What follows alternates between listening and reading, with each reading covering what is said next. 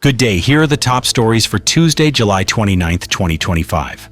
President Donald Trump, speaking in Scotland, has dramatically shortened the timeline for a potential peace deal between Russia and Ukraine. During a visit to his Turnberry resort alongside British Prime Minister Keir Starmer, the president announced he is revising his previous 50-day deadline, demanding an agreement from Russia within the next 10 to 12 days. President Trump expressed his deep disappointment with Russian President Vladimir Putin, specifically criticizing recent airstrikes on Ukrainian cities. He stated, quote, "We thought we had that settled numerous times, and then President Putin goes out and starts launching rockets into some city like Kyiv and kills a lot of people in a nursing home or whatever," end quote. This new, much shorter deadline significantly escalates diplomatic pressure on Moscow to cease hostilities and come to the negotiating table in earnest. On the same trip, the administration also announced a major economic achievement, a new large-scale trade deal with the European Union. While the full details of the agreement are still being released, it is expected to address long-standing transatlantic trade disputes that have involved tariffs on goods ranging from steel to agricultural products. The deal marks a significant development in the administration's foreign economic policy. In other political news from the president's circle, Secretary of State Marco Rubio has offered an early signal regarding the future of the Republican Party, praising Vice President J.D. Vance as a strong potential candidate for the 2028 presidential election, indicating that strategic positioning for the next cycle is already underway.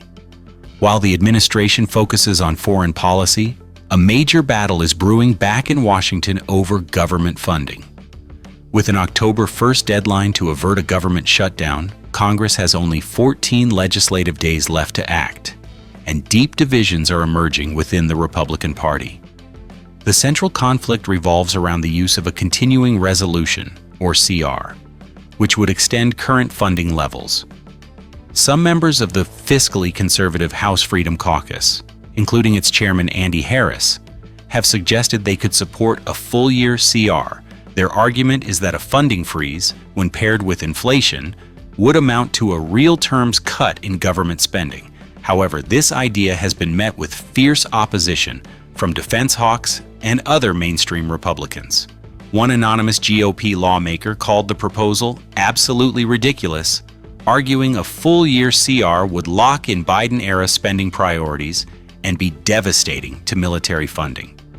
This has led many to believe a short-term CR is the more likely path, simply to provide lawmakers with more time to negotiate the 12 individual appropriations bills. Yet even that is not a certainty.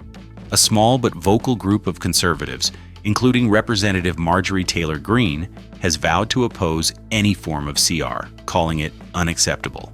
The situation is further complicated by differing views in the Senate, where Republicans like Mike Rounds and Roger Marshall have expressed frustration with the cycle of last-minute extensions. They are pushing for a return to the regular appropriations process, where each of the 12 spending bills is debated and passed individually, a feat Congress has not accomplished in years. With time running out, the risk of a shutdown is growing as party factions struggle to find common ground. That legislative deadline is not the only one creating friction. A legal showdown is set to come to a head tomorrow as a coalition of 20 Democratic attorneys general is suing the Trump administration.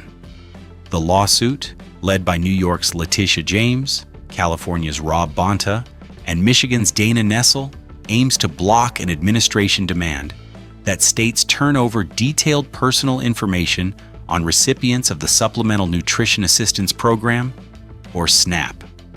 The administration has threatened to withhold federal funding for the Food Assistance Program from any state that fails to comply by the July 30th deadline. The White House argues the data is necessary to combat waste and fraud. However, the attorneys general call the effort a dangerous and illegal overreach. They allege the administration's true goal is to use the data to track down and deport undocumented immigrants. The requested information is extensive, including not only names, but also immigration statuses, residential and mailing addresses, and education and employment histories for millions of residents dating back to 2020. The lawsuit argues that the demand bypasses federal privacy laws and the USDA's own authority, which dictates that SNAP data can only be used for administering the program itself. This legal challenge is the latest in a series of over 35 lawsuits filed by Democratic-led states against the administration's policies since January. Beyond these immediate executive and legislative battles, the focus in the legal world is also shifting toward the fall and the major cases awaiting the Supreme Court. The court's new term, which begins in October, is set to feature several high-profile and contentious issues. Building on last term's ruling related to gender-affirming care for minors, the justices will hear 2 cases challenging state bans that prevent transgender girls and women from competing in female sports.